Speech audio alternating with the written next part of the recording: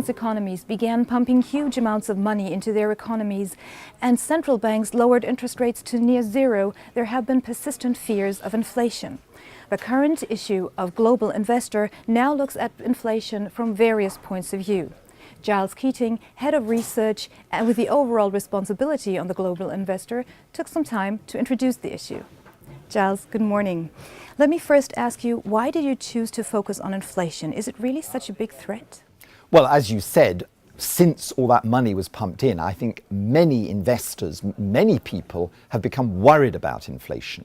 Now, actually, if I look ahead over the next 1 year, 2 year, 2.5 years, I don't think inflation really is a threat, or certainly not in Europe or America or Japan. And that's because there's still, I'm afraid, so much unemployment, so many spare resources. And that really means it's very unlikely we have inflation over that period. Beyond that, well, then it really does depend on policy and on whether they start to withdraw that liquidity. So beyond that, then perhaps the danger could be somewhat greater.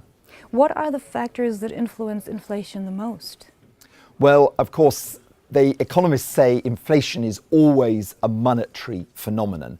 And that has to be right, that in the long run, you get inflation if there's excess money in the system and it's not withdrawn. But in the short run, it does matter if there's lots of spare capacity in the economy. And so we have to balance those things out. And that's why I'm more relaxed in the short term, but I'm still very alert in the longer term. We've been hearing a lot about the influence of monetary policy on inflation. How exactly is that linked? Well, ultimately, if interest rates are kept very low and that allows a lot of money creation through the multiplier effect in the banking system, then that creates liquidity, it creates money in the system which meets a limited amount of production, and that money can then feed into inflation. Now, this will only happen under certain circumstances. It only happens, for example, if the banking system is healthy and able to generate multiple credit, and it only happens if effects in the real economy are such that the real economy is not under threat of going downwards. So right now, we have not got all those factors in place, and therefore that's why we perhaps are unlikely to get this short-term inflation. But again, looking ahead several years, those factors will gradually come into place, and that's when that monetary risk to inflation really starts to happen. Are there countries that are at risk of inflation?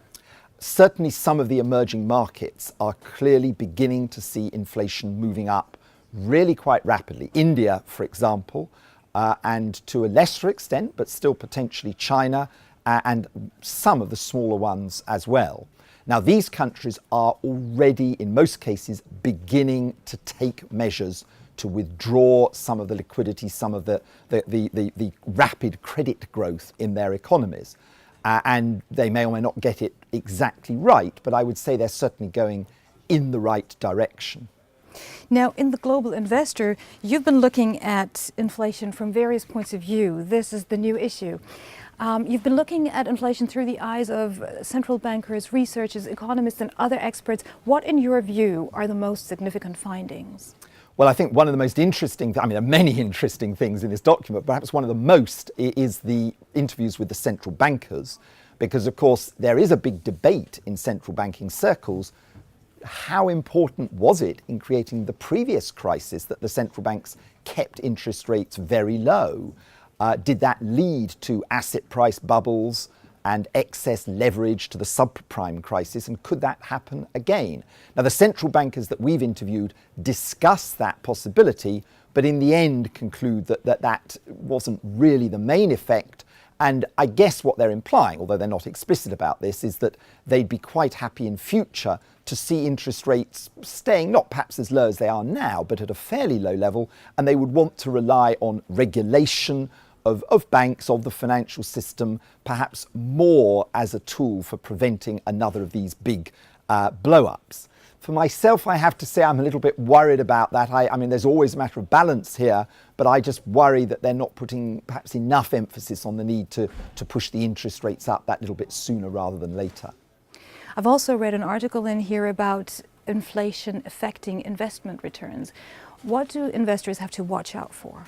Well, inflation, of course, does affect investment returns, although it's not a simple relationship, so dealing with this is quite a complicated thing.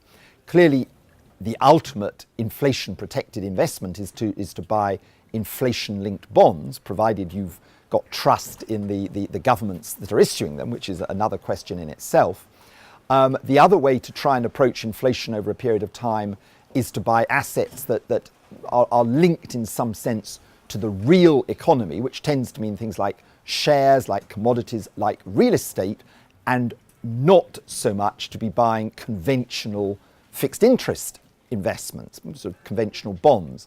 But even what I've just said, as I say, there are twists and turns to this. So, for example, commodities are highly affected by the economic cycle. And even if in the longer term, they to some extent are a protection against inflation, over a period of several years, they could actually go down as a result of perhaps a future downswing in the economy. So there's really, and the same applies perhaps to a slightly lesser extent to real estate and to equities. So I'm afraid there's no really easy solution. You have to have a diversified portfolio, and then within that, you perhaps put a bit more emphasis on the assets I've mentioned rather than on the fixed interest ones. So given what is written in here, where do we stand now? Well, I think we're looking reasonably good in terms of the economic outlook over the next couple of years. I think beyond that, clearly there are potential of new imbalances, inflation risks building up. I think investors need to look to their portfolio in the near term by perhaps focusing on things like equities and to some extent commodities, which will benefit from the economic upswing. But in the longer term, if inflation really takes hold, then I think some adjustment, not least towards some of those inflation-linked bonds, would be called for. Thank you, Giles. The Global Investor can be ordered via the Credit Suisse publication shop. More information on markets are available on our website www.creditsuisse.com/markets. Thank you for watching.